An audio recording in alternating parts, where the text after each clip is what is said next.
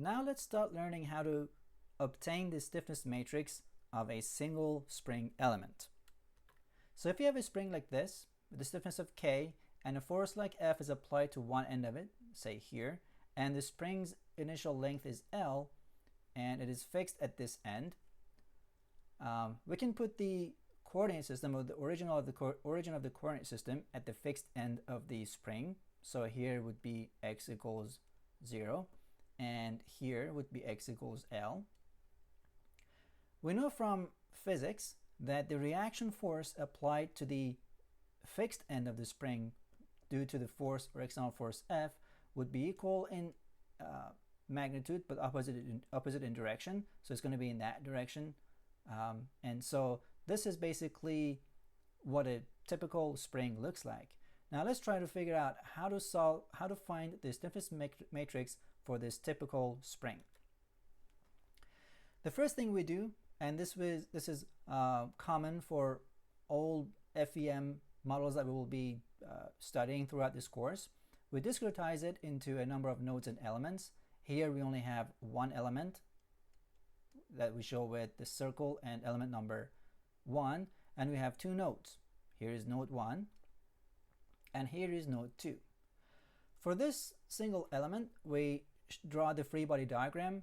So each node, as I said before, has forces and displacements. Here too, a force and a displacement. Pay attention to the direction of the force and displacement. They're all in the positive x direction. This was the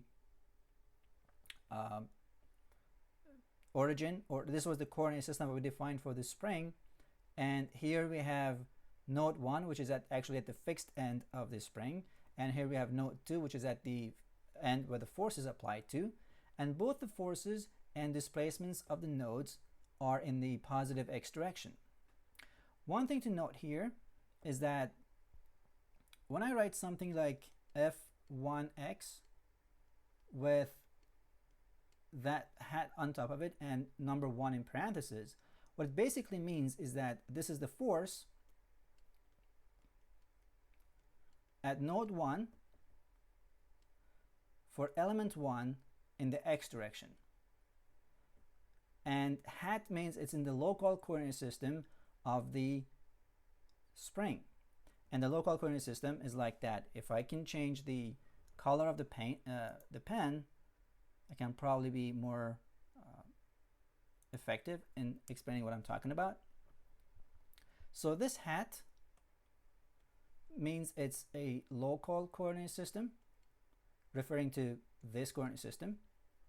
This x refers to the direction of the force, which is in the x direction.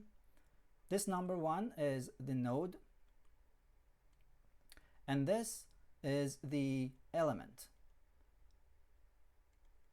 So here we will have F2x1 with the hat, which means force at node 2 in x direction for element 1 in the local coordinate system. So that hat is the local coordinate system. Now this D relates to displacement or deformation. So it would be displacement at node 1 of element 1 in x direction and in local coordinate system. And like I said before, regardless of which node we're talking about, the direction of the force and displacement is always in the positive x direction, or the positive direction of the coordinate system. Now if we draw the free body diagram of the nodes themselves, which we have done here in the bottom, we apply the external forces as well. If you look at these, the free body diagram of the element, we have only applied or shown the forces at the nodes. We haven't shown any external forces here. So F1x and D1x, F2x and D2x. But in the free body diagram of node 2, we have the external force F. And for the free body diagram of node 1, we have the external force F in the negative direction, which is basically what we know as the reaction of the at the fixed boundary condition. Let me change the color of the pen again back to red.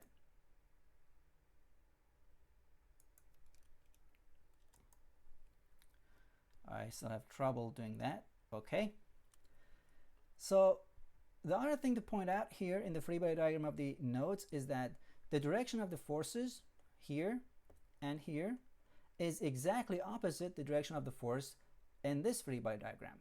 So here they were in the positive direction, F1x1 and F2x1, but in this free body diagram of the node 1, it's in the negative x direction. Same is true for the free body diagram of node 2. Now let's apply equilibrium to the nodes. So from previous slide, you know that we had this free body diagram of the node 1. So because both the nodal force and the external force are in the same direction, we can write F plus F1x1 is equal to 0. And as a result, we know that the F1x at node 1 is equal to negative F. However, for node 2, we see that the external force F and the nodal force F2x1 are in the opposite direction. So F minus F2x1 is equal to 0 to provide equilibrium at node 2. And then we have F2x at node 1 is equal to F. So before moving forward, let's talk about displacement function, which is one of the important topics in finite element method. Displacement function is an assumed function, as I've underlined in here, or solution for the displacement of the nodes in the system. What basically it means is that we are assuming a solution for the displacement of every node or every point in the spring. So if we go back to the spring model in here, if you want to know the displacement of this point or this point of the element, or the spring in this case, due to this force, we assume a solution for it, which is called the displacement function, and the goal is to find this assumed function and use that for the rest of the finite element method. The simplest solution that we can assume is a polynomial. They are the easiest to solve compared to sinusoidal or exponential functions.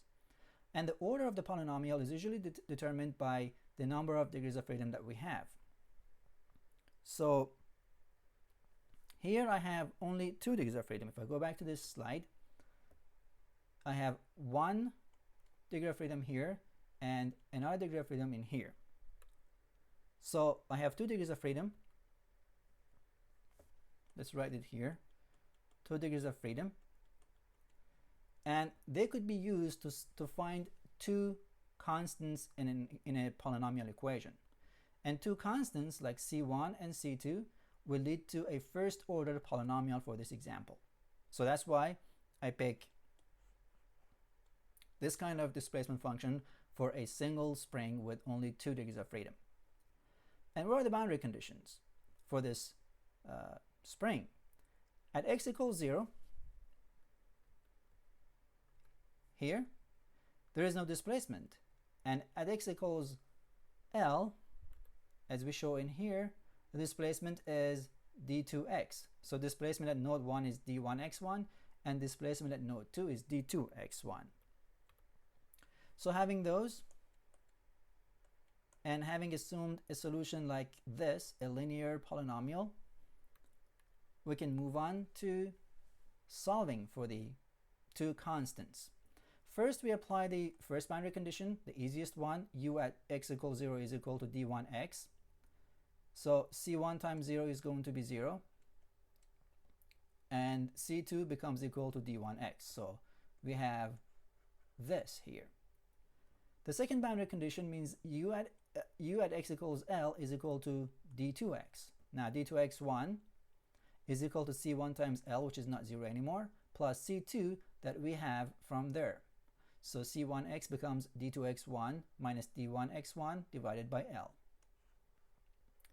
So we found the 2 constants of the displacement function, so we can write it here.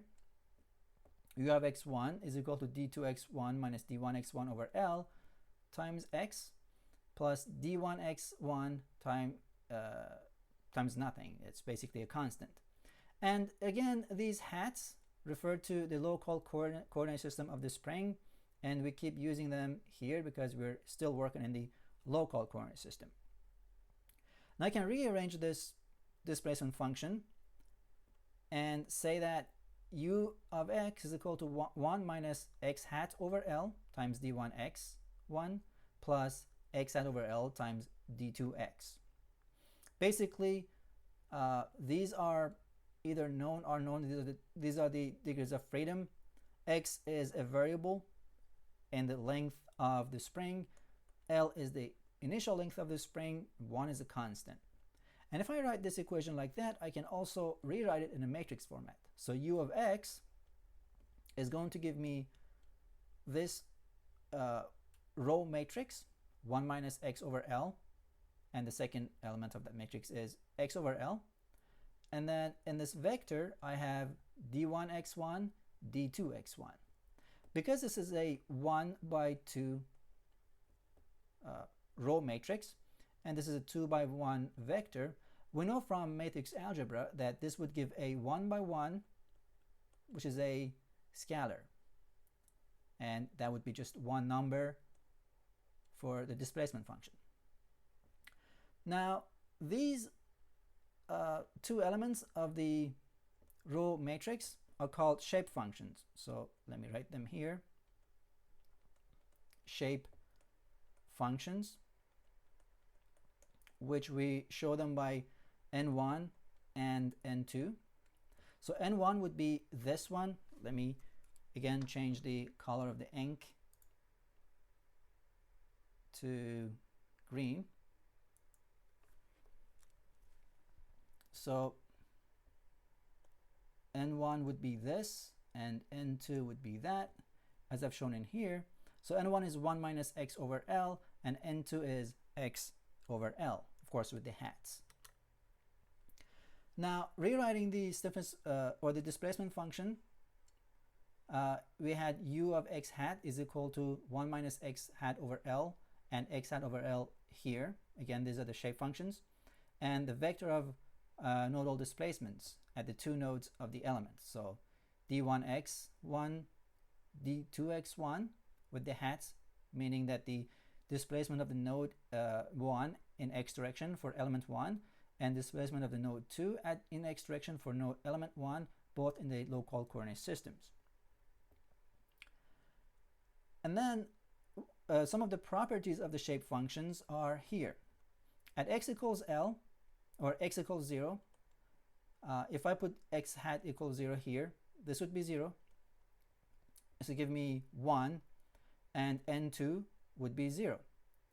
However, if I put x hat equals L, this one would be 1. 1 minus 1 becomes 0, so n1 becomes 0, but n2 becomes 1. And if we add n1 with n2, we'll have 0. And these are some of the important features of shape functions and displacement function.